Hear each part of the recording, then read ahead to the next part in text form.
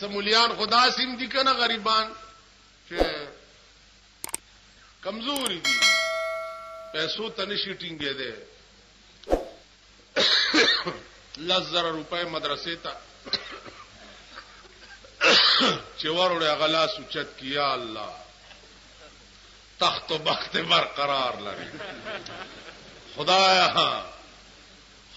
ته ډېر غټ کې خزله خیر کې لونه خې مسته کې چې په دې سرک د څه قرمشته کې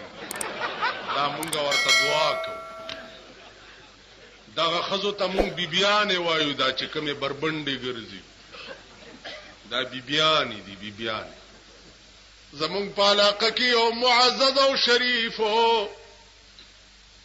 د 100 روپو به د کوکینو پاندونه د شپې خزه تاوړل او د کوکینو پان به چې وروا چولو